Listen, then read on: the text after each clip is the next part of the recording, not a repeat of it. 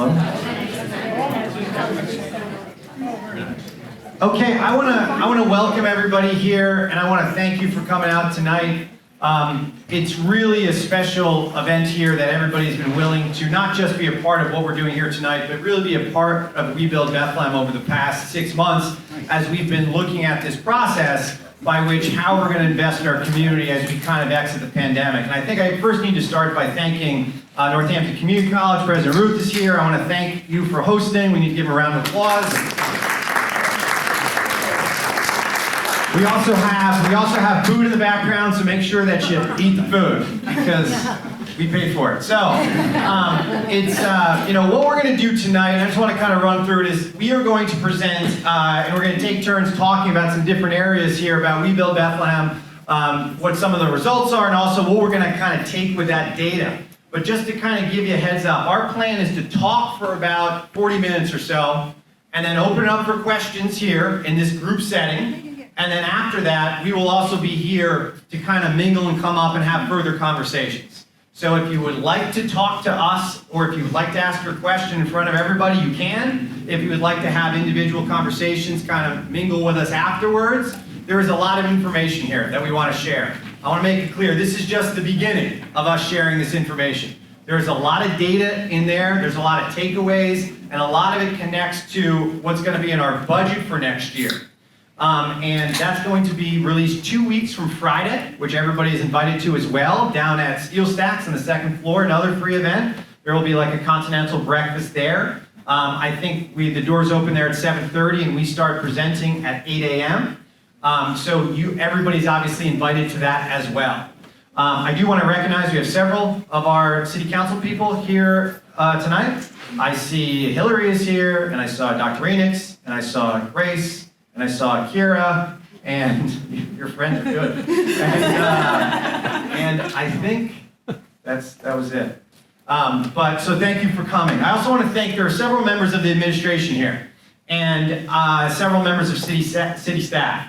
And oftentimes we talk about things, and the people that you're going to hear tonight that are going to present, they're often the faces of these projects, but the reason they get done is because of whether or not it's Darlene Heller in our planning department, or Jack Spurk in our legal department, or Mike Alcall, our public works director, and there's others, I'm sorry if I didn't mention everybody, but that's how these projects get done. That's how it gets from this idea to actually being implemented. And the fact that they are here, they're not getting paid overtime, they're here just because they care. I see Kristen, our health director, out here, people that do amazing work day in and day out that really make these things happen.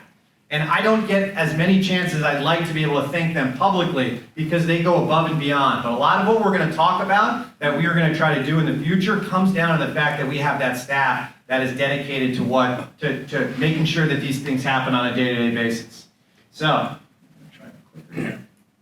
And I'm about to turn it over to Janine to kind of go through the We Build Bethlehem process, kind of what we've done. But one of the things I wanted to start with, and you're going to see this slide multiple times tonight, is what 3 of our kind of basic overarching goals are in our administration, especially as we take a look at pandemic recovery. A lot of attention has been paid to how are we going to spend those federal dollars, but it is a much, much bigger systemic conversation to us. It's not about what you're doing in 22 or 23, but it's what are we going to be doing for the next 5, 10, 15, 20 years. I think one of the things that the pandemic should have taught us, and I see a lot of people out here that are involved with different service organizations, nonprofits, you've known this for a long time. There are several systems in America that are broken, and the pandemic made those very clear for people to see. People that were on the ground. My old job was I used to work in Allen High School, and I could have told you the funding for public education was broken a long time ago. The pandemic only exacerbated that. There are people here that are representing organizations that knew that. One of the things that we want to make sure is that we never forget what those lessons of the pandemic were. And that's that not everybody has the same amount of resources. There are inequities in society. We can't do it all in City Hall. But our whole goal is how do we work with the people in the community that are doing that work day in and day out? Where are the gaps that we can fill? How do we lead that conversation?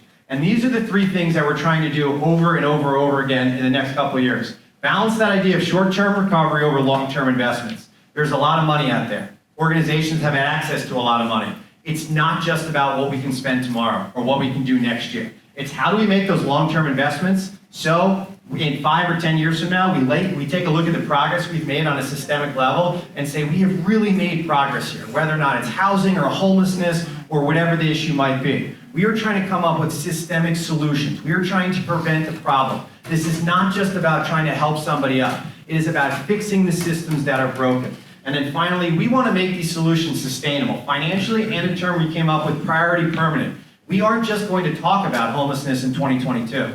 We're going to talk about it 2 years from now, 4 years from now, 5 years from now. We're not just going to talk about how we're going to help out these organizations now. We want to put those things into the budget permanently. So a lot of our conversation is what can we do now, and what can we do now that will set up our ability to not just spend our ARPA dollars or not just spend the grant dollars that are out there, but make those permanent investments. I think everybody at some point has heard me say, or heard previous mayors say, the majority of our budget is public safety. The majority of our budget is personnel. We are trying to change that. We are trying to make those long-term investments that can truly move the needle on a lot of the systems that we care about. So that's a bit of an introduction to where we're going to be. We're going to take some turns here talking. And with that being said, I'm going to turn over to Laura Collins here before we get to the We Build Bethlehem process, to kind of just talk a little bit about the funding landscape and try to clarify that a little bit. All right. So I am Laura Collins. I'm the Director of Community and Economic Development, and I get the benefit of giving like the academic background information that is going to ground our conversation tonight. So what I want to do is very briefly pull the lens out a little bit from this pot of ARPA dollars that we're talking about primarily tonight and look at the broader landscape of funding. And the reason that that's important, the reason that we're doing this exercise is first because it reminds us that we're not having a new conversation. The people in this room have done quite a bit of work both before and during the pandemic. People in the city, people in the school district, people in community organizations, just as individuals, leveraging a variety of resources that are available. And it's important to understand now, as we move forward, where we fit within that landscape. How are we building on existing successes? How are we meeting unmet needs? How are we taking this particular pot of funds and using it within that broader context of dollars that we have available on a recurring basis, of dollars that we've received throughout the pandemic that have helped support a number of initiatives. So we're going to talk about the American Rescue Plan funds, we're going to talk about CARES briefly, community development block grants. It's a very dizzying array of funding sources, but it really is important to, I think, sort of start there. And one of the reasons, that we've got this landscape of funding sources, federal, state, it's because at all levels of government, there's a recognition that we need to be investing in neighborhoods, investing in communities, but the provision of social services and the execution of really impactful community programs, that all happens at the local level. That's because issues are local and also the solutions are local. So money is flowing through us and out into the community. That is true with the ARPA dollars, and it's true of other funding sources that we've had during the pandemic. Hold it right side up. So first I just want to talk about some of the very large buckets of funds that we are looking at, of which ARPA is just one. So on the left, the two items that you have there are the Coronavirus Aid Relief and Economic Security Act and the American Rescue Plan Act. These are the two most consequential federal laws that came out to support COVID-19 recovery relief.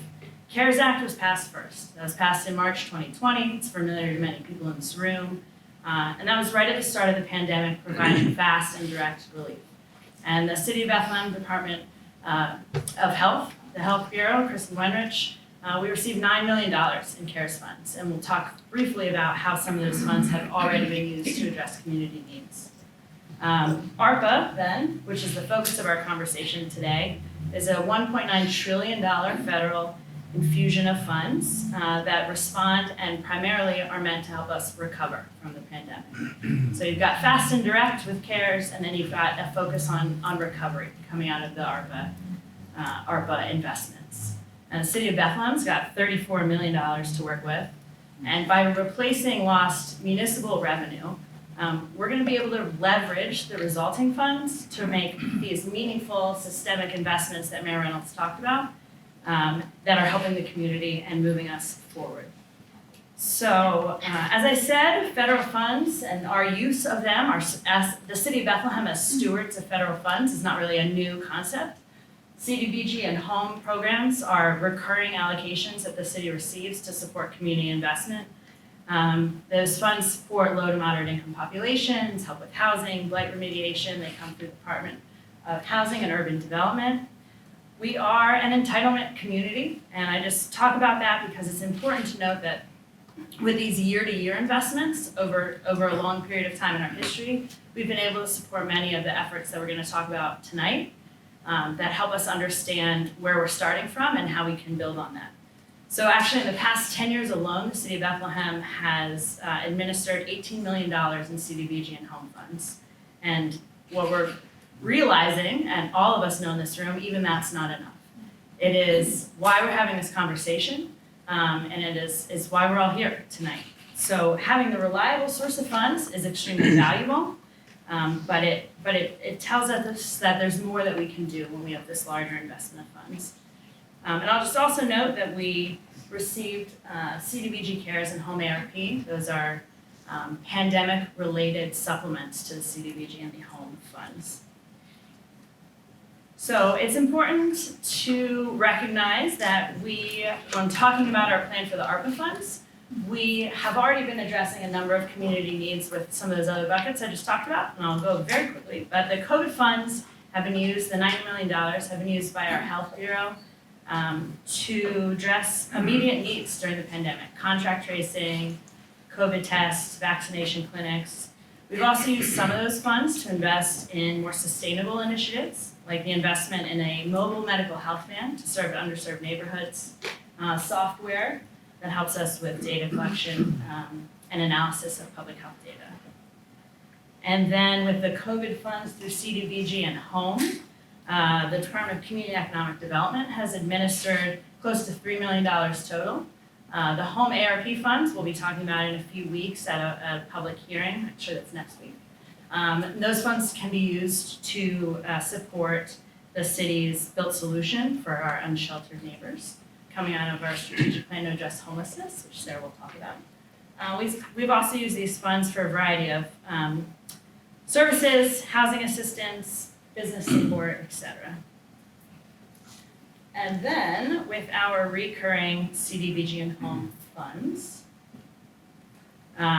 we administer those annually. Again, those help with a number of the public service programs, housing programs, facilities projects that are listed up here. I promise I'm almost done.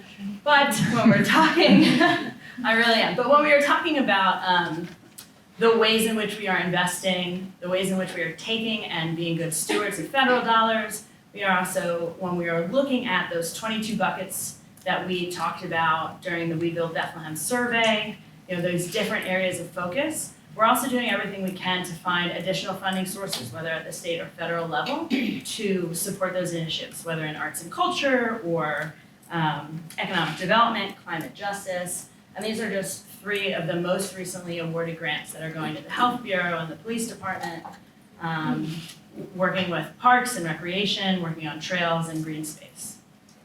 So with that, I will turn it over to Janine to really talk about how, when we're looking at this existing landscape, when we're looking at what is already going on, how we are investing, how we are pursuing every opportunity possible to invest in the community, how we are now going to make a plan for our pandemic recovery dollars that has this greater vision for long-term systemic investment, leveraging what we've already got, finding spots within that broader landscape to really focus our efforts. So Janine, I welcome you to talk about our plan for investment.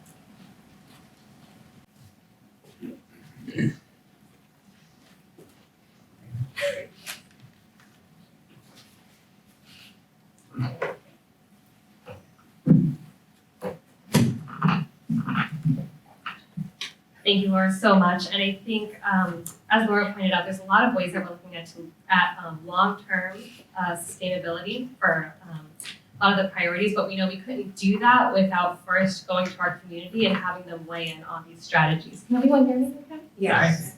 All right. And so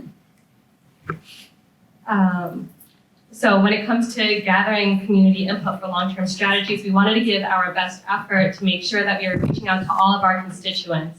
And so the administration sought to create a platform that would communicate the initiatives of City Hall, invite our residents to weigh in on key issues, and communicate with us on what's important to them.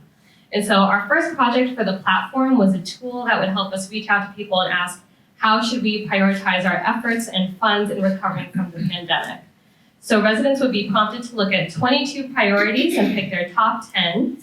And those that they thought that they would really think are the most urgent, they would prioritize. And then after gaining that feedback, we could then begin thinking about the tangible things we could do around pandemic recovery in the short term, during the engagement process, and also in the long term in order to plan a process using the American Rescue Plan dollars in the long term. So we had already put dollars in the budget for this year, but we really wanted to find a way to engage with our community about their priorities and what we should be focusing on. And We Build Bethlehem is only one tool, and we're going to keep saying that, that can be used to communicate with what our community needs. But our strategies for engagement have been influenced by talking with people on the ground and the organizations that provide services for those most affected by the pandemic. I also want to add that this is the first time that we are sharing this data, but it will not be the last time. And I also want to add that there are still surveys and more data coming in. And so the numbers that you're going to see are the numbers from Monday. And I think we just reached a little over 600 surveys. So this is around like 591 surveys. That's the data you're going to see tonight.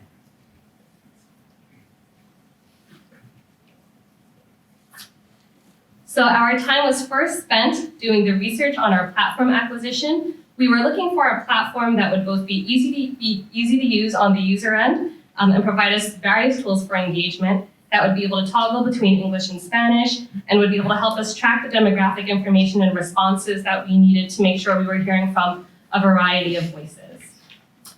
The platform is a permanent way for us to communicate with our community. In April, we officially launched We Build Bethlehem at our State of the City address. And while it was great to have a multifaceted platform, we also know the digital divide is real. Many of our seniors in Bethlehem do not have access or know how to use computers or smartphones, and approximately 11% of households still do not have a computer or broadband. So in addition, we know that we have approximately 30% Hispanic Latinx population, and we would need paper surveys in English and Spanish as well. The administration did not want this to be a passive engagement process. And so the mayor's office, community and economic development, and the health bureau were intentional about going out into the community to share the survey and listening to the stories of the residents on and off traditional work hours. They were also members of city council and community partners that shared the surveys, especially our school district. We're so thankful to them because we know that we did not have the capacity to do this work by ourselves. Both City Hall staff and community partners helped circulate the surveys at high traffic events. We had an Ask the Mayor table at Music Fest. We had a Northside 2027 block party at Friendship Park, the Holy Infancy Multicultural Festival, Live on the Garden, and those are just a few. City employees also shared the surveys at their departmental events, such as our vaccine clinics at the Health Bureau, as well as food pantries and community centers like Hispanic Center's Food Pantry, the Basilio Huerta Center, Northeast Community Center, and senior residential areas like the Rooney Building, just to name a few. We also advertised it at our public meetings like City Council, Southside Task Force, our Bethlehem Advisory Board, and Latino Advisory Council.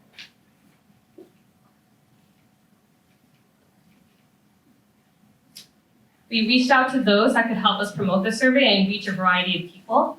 So Bethlehem Area Public Library had computer stations ready for people to engage online and promoted it through their main page. And it was also displayed here at NCC's Fowler Center. It's been circulated and boosted on Facebook and social media, as well as emailed through one-to-one conversations with after our State of the City launch for community partners to circulate. We also know that the only way to ensure that we reached out to every person and gave them the opportunity to weigh in was by including the survey to mail or drop off at City Hall through both our newsletter and the water bills. And initially we were just going to put it in the water bills, but those only go to those who pay it. And in other words, like perhaps just landlords would get it and maybe not the tenants. And so we wanted to ensure that we also put it in the newsletters, which would go out to every citizen.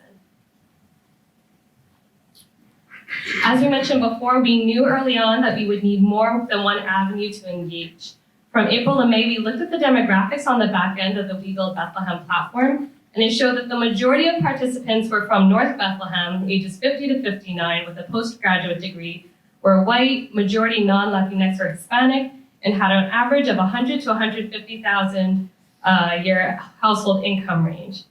As of yesterday, the majority of the platform participants are ages 20 to 29 years old, which show that we were able to reach a younger demographic, with ages 50 to 59 coming in second, but still with the majority of participants having a household income of 100 grand or more.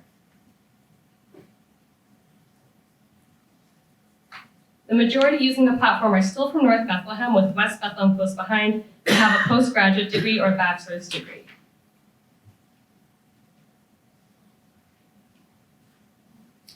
They're 94% non-Latino Hispanic and 88.4% white.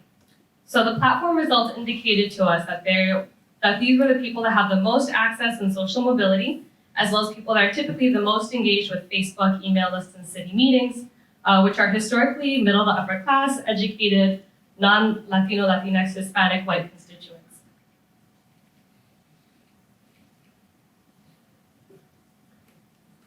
As anticipated, we knew that we could not call this honest engagement without pivoting to a paper survey and intentionally partnering with our organizations that were providing community services.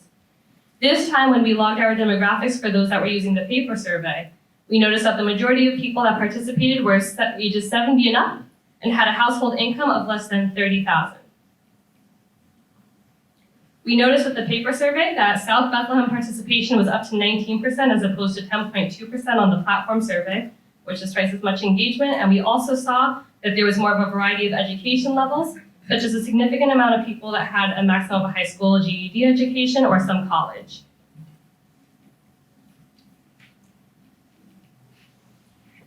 In addition, participants were 73% white as opposed to the 88.4% on the platform, with a wider variety of other races that equate to a more racially diverse participation. In addition, close to 25% of participants were Hispanic, Latino, Latinx, and 13.4% were no response, which could indicate either discomfort with such an identifying question on a local government survey, or even the often ambiguous and sometimes problematic nature of categorizing Latinx and Hispanic designation with race versus ethnicity. And so while we came closer to reaching underserved populations that we wanted to include, the residents that were most affected by the pandemic and those that lived through the systemic inequities are still underrepresented in this data. The data you will see tonight needs to be put in a proper context. Our paper survey results aligned very closely to the 2020 census data as well, with about 17% of our respondents being in poverty and our racial and Hispanic Latinx data coming very close to the census percentages, even with a smaller sample size. Our demographic questions that were asked on both the paper and the online platform were determined by the questions that were asked on the 2020 census and through the consultation from Citizen Lab, who hosts our We Build Bethlehem platform and who offer advice on engagement and outreach. As of Monday, we had 285 participants for the platform, and we found that the platform lent itself to easy data reporting and engagement tools, not just for the American Rescue Plan, but for other projects like our Climate Action Plan Tracker and Affordable Housing Survey, which you'll hear more about shortly. And it's incredibly easy to share with just a few clicks. By contrast, there were 306 participants that engaged with the paper surveys. The paper surveys really allowed us to have a deeper one-to-one conversation with residents in transient spaces, and participants had more flexibility with choosing to opt out of questions, especially those that disclose identity and contact information. It was also quicker to complete. The top 5 priorities about the 75th percentile were childcare support, food assistance, parks and recreation program improvement, a permanent homeless shelter, and mental health and counseling services for the platform. The commonalities among these top priorities are that they're projects that seem to support everyone despite demographic distinctions.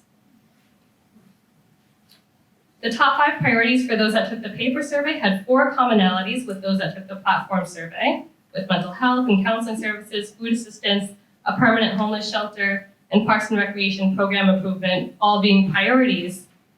But those that took the paper survey also believe that there should be more of an emphasis on public health. With the combined results, we see that the top priorities are just as we discussed before, with only small shifts in rankings of the priorities between the 25th percentile and 75th percentile.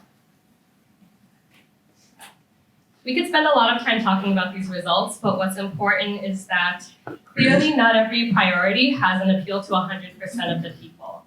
What this means is that for some of these priorities, if it is not a service that participants need personally or benefit from directly or indirectly, it may be less popular or less appealing to the individual taking the survey.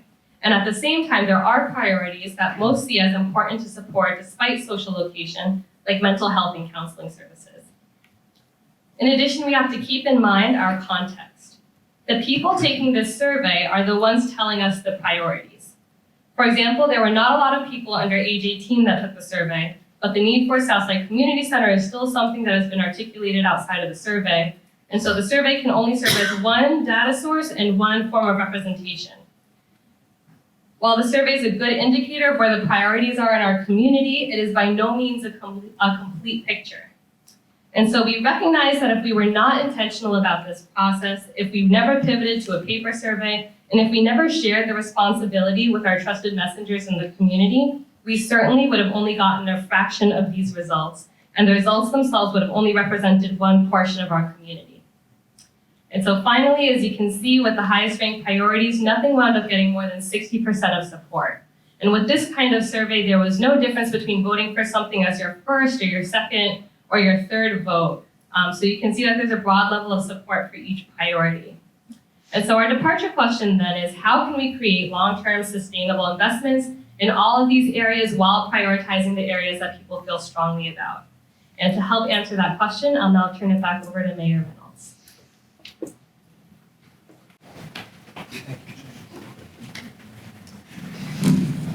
So I would start by saying is I'm sure that part of the reason, as I said, we designed it this way is we wanted to present information. We can come back to slides. This will all be on our website tomorrow. This is not the last time that we're talking about this, but we also didn't want to make this like 3 hours long. So we wanted to make sure that we got through it in a way that we kind of hit on it, kind of hit on some of the highlights, and then get back to the conversation to give you the scope. And we also kind of look at this as kind of it's like a two-part deal. Like this is part one, but then obviously our budget conversation in a couple weeks and our budget hearings coming up will continue that conversation. I think it is, I just want to reiterate that we spend a lot of time looking at that after a month or 2 months to be like, is this really exactly who we're trying to hear from? And you know, we are not scientists. We don't do experiments for a living. We talk to Citizen Lab, and we still need to be honest with ourselves to say like we were going in a direction that we weren't necessarily going to listen to the people or hear from the people or give people the opportunity that we wanted to hear from the most. And we don't pretend that we figured that out perfectly either. This is just another step.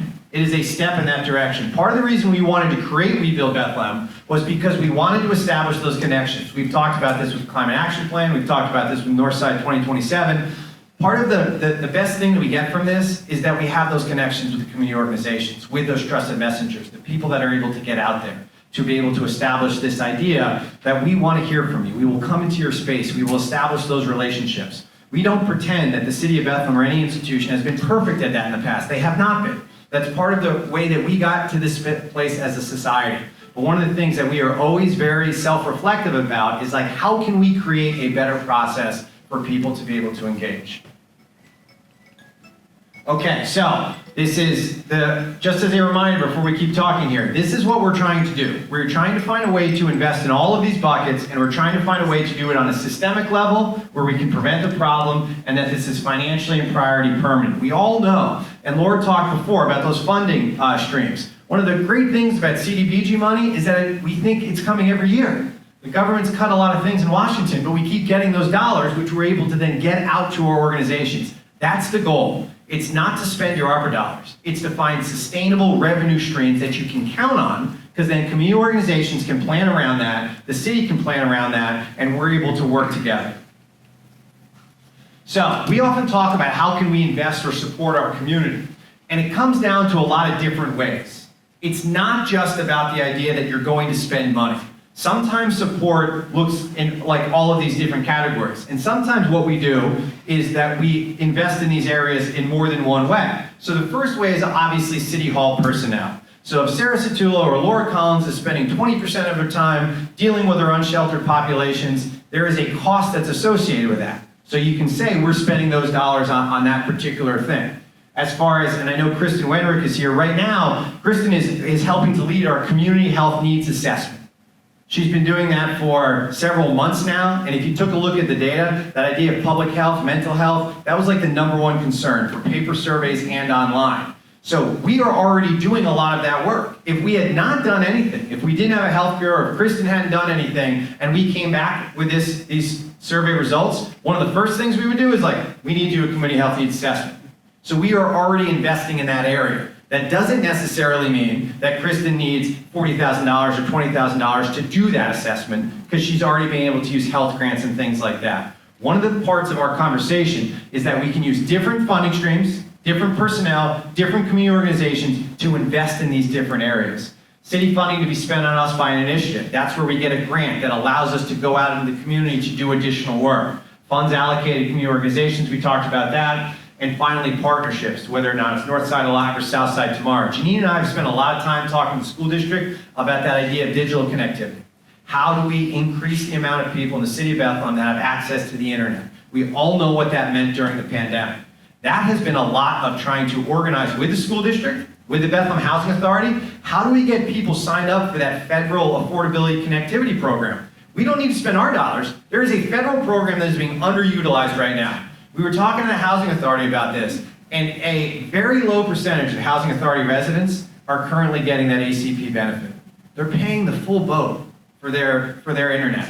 The same amount that we would pay at home, whether or not it's $80, $85 million. That is free money that is sitting out there, that because we can't, as a community, come together in an efficient way to make sure everybody takes advantage of that, that's $60, $70 a month that those families are spending on the internet that they don't need to be, if we come up with a more efficient way to get people set up for that service. That's what we mean by partnerships. That's Janine and me, that's our time, but that's not necessarily ARPA dollars. So as we start to think about how do we want to spend our ARPA dollars, it's how do you fill in the gaps? How do you spend them in a way where there's not other funding out there at some level to be able to support that, and we don't have the personnel to be able to do that?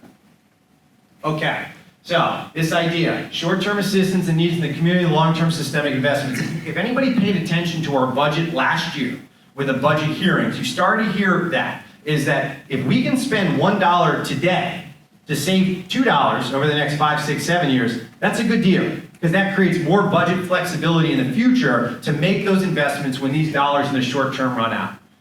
So, let's start here by taking a look at how are other cities and counties spending their money. We're not going to go to the link, but there is this fantastic link through the Brookings Institute that allows you to see how every dollar that cities and counties throughout the country are spending having to do with ARPA. And the big thing for us to think about tonight, though, is if you take a look at this chart, as far as where those dollars are going. It's been a pretty balanced idea about where they could go, except for that idea of government operations. When President Biden signed ARPA into law, one of the things that people talked about, obviously, was that cities and states lost enormous amounts of tax revenue during the pandemic. Now, why is that a problem? Because that's a problem because you have obligations. You have police officers to pay, you have firefighters to pay, you have pipes in the ground to fix, and if you're doing those things, which you need to do, you don't have as much money to invest in your community. And that was a big thing of ARPA. But for us, we've thought to ourselves, how do we not just do that today, but how do we do that tomorrow? So, let's take a look here at what Bethlehem's kind of ARPA spending has been so far. So, as we allocated into the budget for 2022, there was $2 million for COVID revenue loss. There was $9 million that we budgeted for capital expenditures. Now, if you have been paying close attention to city budgets over the years, and I know that's not a large group of people, is that every 2 years we take out what's called a capital bond. Because we have buildings that need improvements. They might need a new HVAC system. If you've been in the city hall recently, we have a new garage floor. Great job, Mike. It looks great down there. So those type of capital expenditures you need to make for your buildings. Now, every couple of years, if we borrow $5 million, as we know, when you borrow money, you don't just pay back $5 million. You pay that money back with interest.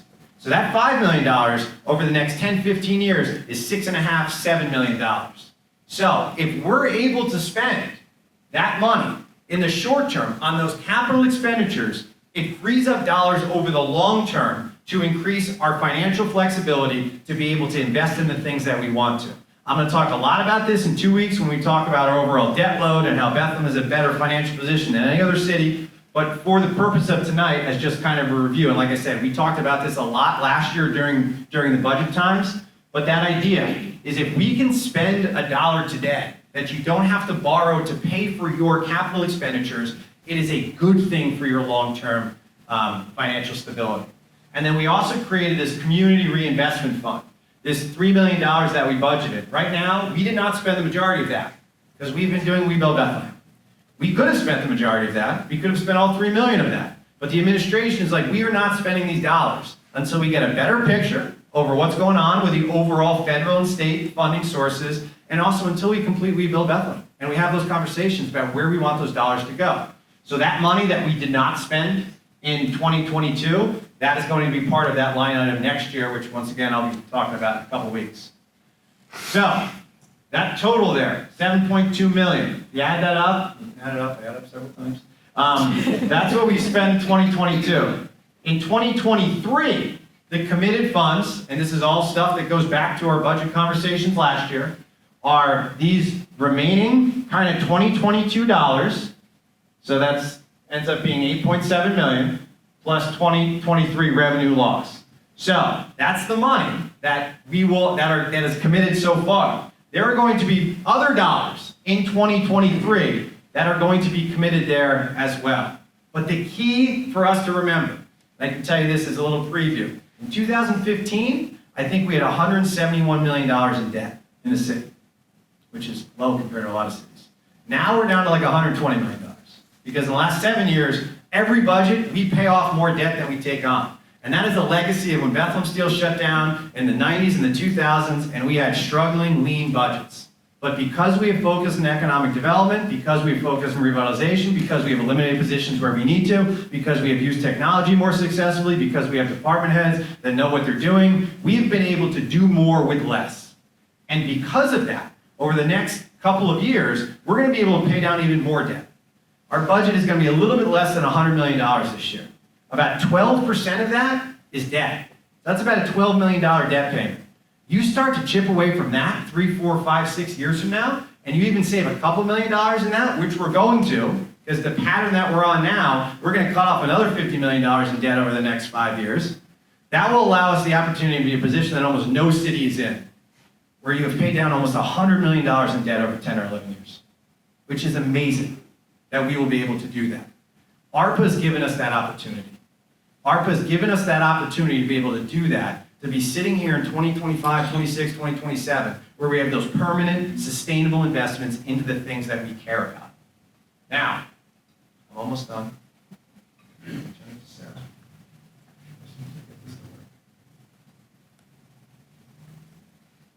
Now, I know what you might be thinking. What was the purpose of the American Rescue Plan? Because we all go back and we remember why this was created. To assist people negatively impacted by the pandemic, to invest in the systems that the pandemic proved are broken for many members of our community. I think all of you probably know me pretty well by now. Is that like I say what I feel? We did not knock on all those doors to elect Susan Wild or elect President Biden to build new roads or to fix our water and sewer systems. We did that to help the people that need help from the pandemic. That's what the purpose of ARPA was. The purpose of ARPA was to help our most vulnerable people. And what that is going to do is going to allow us to be able to invest in these systems forever. So all those dollars that we're talking about back here, as far as like that went into the capital expenditures, and it just doesn't feel right to you, you're like, that doesn't feel like what it was, why we passed ARPA, why we sent all those people there, why we had the party line vote by the Democrats to create ARPA in the first place. Like, that's not why we did it. Yeah, I agree with you. And that's what we're doing here, is we're creating a plan by which these capital dollars over the long term that we're saving right now are getting paid back. Because those capital dollars are obligations that all 75,000 people get to benefit from. This $34.4 million is not about that. This $34.4 million was not passed for that reason. It was created with the blood, sweat, tears of the people in Washington that were representing the constituents who said, we need change. And I can't speak for any other city, but what we have in front of us is an opportunity, if I get the clicker to work, I think our battery's dying. So, to be able to invest in the things that we care about the most. And with that being said, I am going to turn it over to Sarah Satullo to talk about a couple of affordable housing and homelessness. Good luck with the clicker.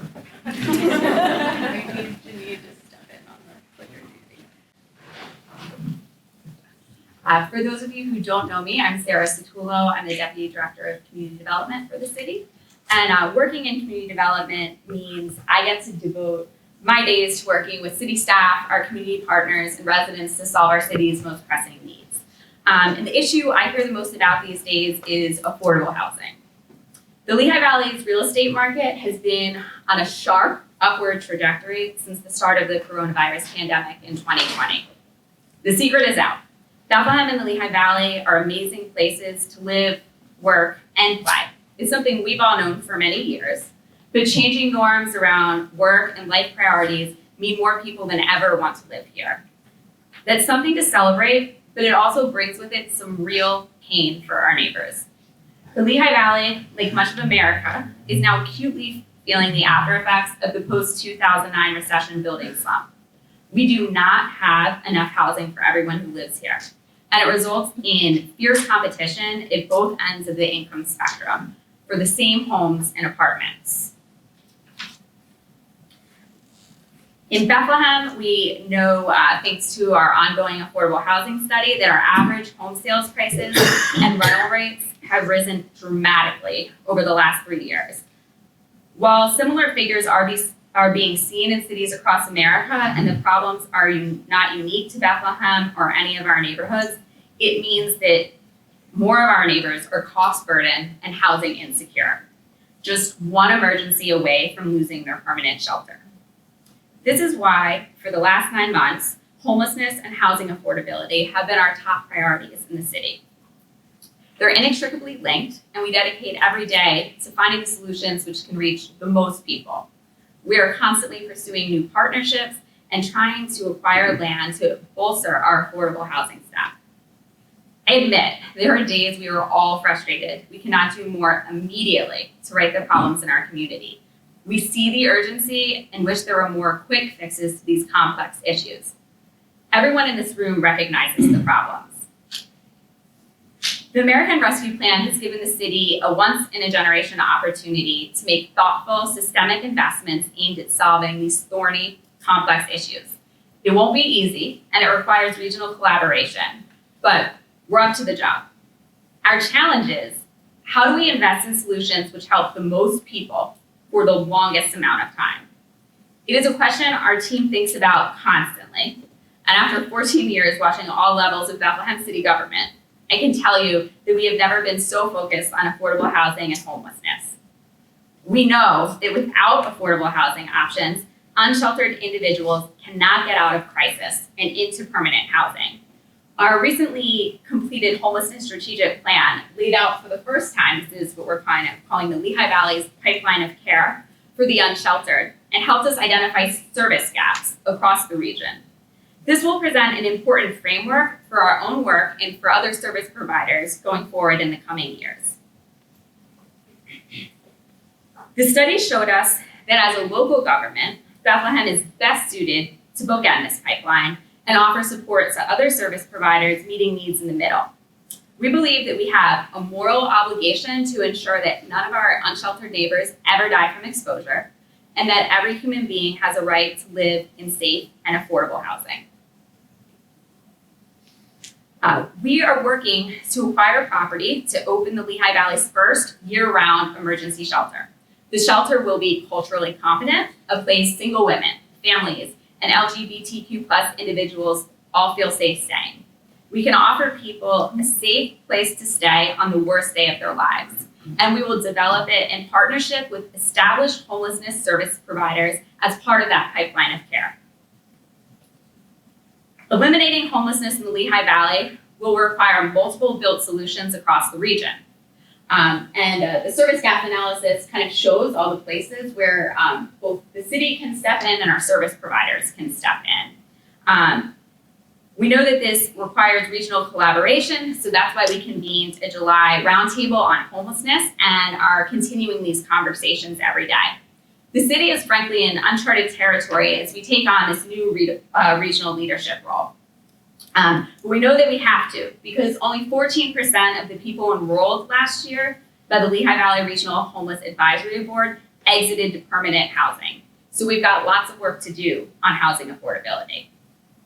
But we have accomplished a lot over the last 9 months. The reinvestment fund is in the midst of the city's affordable housing strategy study. This will guide our 2023 affordable housing financial investments through the budget. And this comes after the city in 2021 participated in NYU's Furman Center's Housing Solutions Lab. The reinvestment fund's market value analysis is wrapping up currently, and our housing needs assessment is underway. Tonight, after the presentation through the back door, you have the first of many opportunities for public engagement in the study. And we also just launched a housing affordability survey live on the We Build Bethlehem website. And then we'll be convening focus groups in late November and early December. In early January, we will host a community workshop as part of the study. All of that community feedback will help inform our final plan, which we expect to release in June. While this work is ongoing, we are continually trying to acquire land, build new partnerships, and entice developers to prioritize affordable housing projects in the city. Bethlehem's scarcity of open land makes acquiring it both challenging and expensive. As an incentive, the city now requires developers who wish to gain tax breaks in certain areas of the city to make 10% of their units affordable or pay an in lieu of fee into our Affordable Housing Trust Fund. Our new housing inspection program is wrapping up its first 3-year cycle. It ensures that every rental is inspected at least once every 3 years, bolstering the quality of our aging housing stock. We know that the most affordable housing is what already exists in our city, so we need to invest to preserve it. Our Health Bureau is just starting to distribute $4 million in lead and healthy home grants to make sure all residents live in safe spaces. When we discovered that some landlords who had applied for grants were trying to raise rents on their tenants, we put in place contracts that preserve affordability over the life of the grant. Our residential rehab and facade programs continue to help low to moderate income residents remain in their homes and make needed improvements without taking on extra debt. We have a first-time homebuyer program that assists buyers with down payments and closing costs. Historically, the program's worked well, but $200,000 that could have helped 20 buyers a decade ago reaches far fewer people today. This is why we're constantly refining our strategies. We want to help the most people we can with our limited funds. Next month, Mayor Reynolds will release the first city budget with line items for both affordable housing strategies and homeless shelter acquisition, funded by ARPA. We also plan to invest $1.4 million of home ARP funding into the construction and acquisition of a 50 to 70 bed shelter. But that's just the start of our work. We will continue to build regional partnerships to tackle affordable housing and homelessness. We will continue to try to acquire land for affordable housing projects. The reinvestment fund will wrap up its work in June and leave the city with a blueprint of affordable housing strategies best suited to our local real estate market. This will be the city's game plan for the next decade. And then we'll invest those ARPA funds in the things that help the most Bethlehem residents. Our community partners are also doing important work around affordable housing, homelessness, and other pandemic priorities. As Mayor Reynolds mentioned earlier, there are different ways to support and lead on these issues. Deputy Director of Economic Development, Alicia Carner, will delve into that next. Oops, sorry.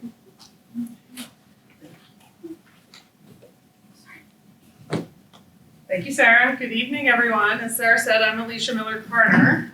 And I'm here to talk about the city's approach to distributing funds to our community partners through a community recovery fund.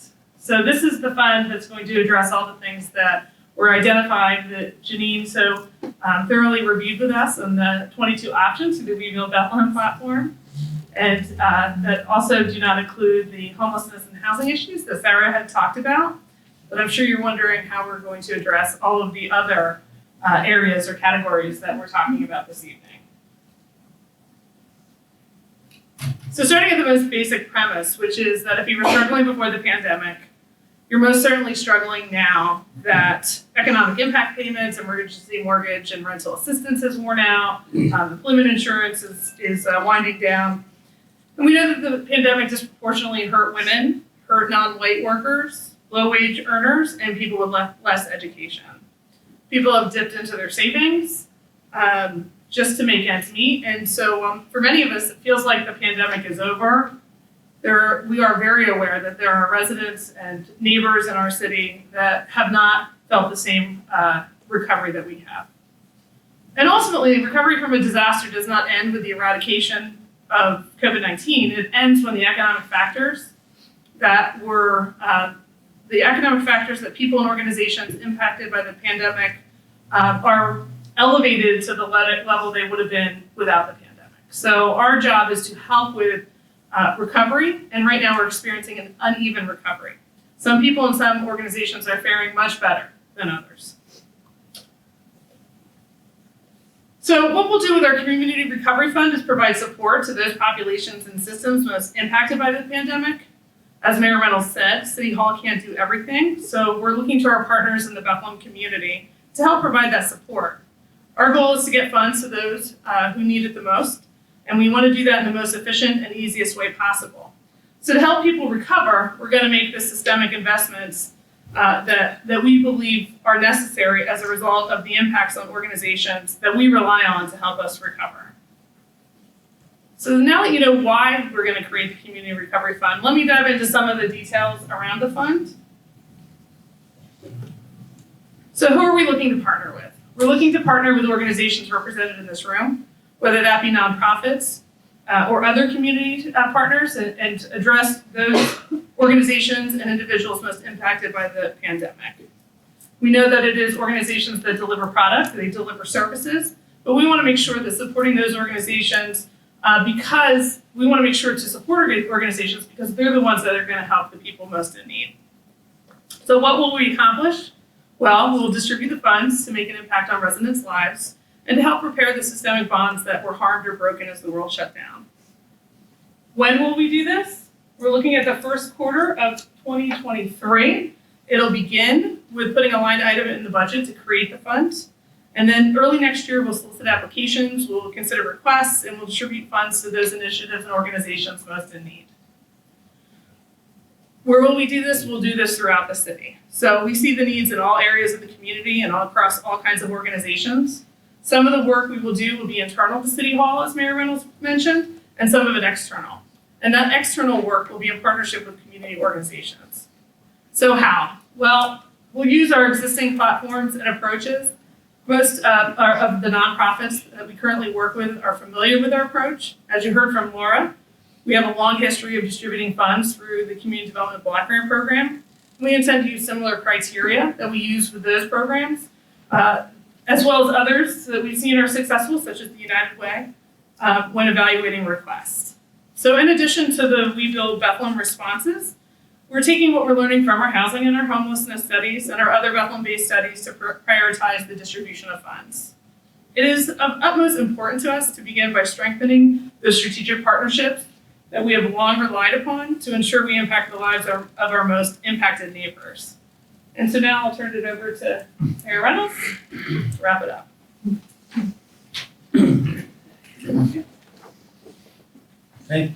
Thank you, Alicia and Sarah. And I think I can say, and one of the things I always tell people, my job is easier than I think elected officials almost any other place because the people that are around, both in City Hall and in the community, we have so many people that care.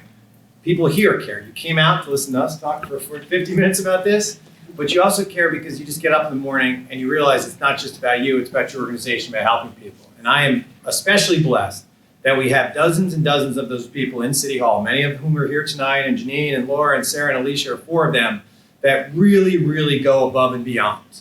Because it's not just a job, it is the fact that they are here because they care about all of this work. And one of the things that Alicia talked about here is we've spent a lot of time, I just want to add this one thing, is that we've spent a lot of time in the past year trying to make sure that when we start this process that is as easy as possible for our nonprofits. I understand that if you're applying for $10,000 and you're spending a lot of time applying for that $10,000, you have to spend that time closing out the grants and you have to turn in all the paperwork to the federal government, you're getting these letters and you can't talk to somebody. At some point, that $10,000 is not worth it to you. And we've been trying to make it as easy as possible to create a process that in 2023 is going to allow us to get those funds into the people in our community that need it. And that's an important takeaway here. I would just finish up by saying a couple things. One is we talked about those 22 buckets. We are very much in the process right now of trying to create what our long-term strategy is for each one of those buckets. That involves our community partners. That involves our personnel. That involves, whether or not it's homelessness or affordable housing or whatever it is. Some of those things are going to involve a lot of City Hall personnel. Some of them are not. Some of them are going to be partnerships. That's one of the next stages of We Build Bethlehem, is laying out what those processes are going to look like about how we're going to make those investments. And we're going to talk a little bit more about that, or a lot more about that in 2 weeks at our budget address. That's going to be at Arts Quest at 7:30. Once again, free, so we'll put some numbers as far as in that budget about what affordable housing or homeless is going to look like, and we're going to talk a little bit more about that long-term financial picture. I know this has been a lot of information. I'm sure there's questions. As I said, this presentation will be on the website tomorrow. We will, as I said, we're going to take questions now, but there's just a lot to share, and we did not want to leave out one of these parts to kind of give you. You came here, you gave us an hour, you gave us this time, and we wanted to be able to give you all the information about all the things that we're working on. So, with that being said.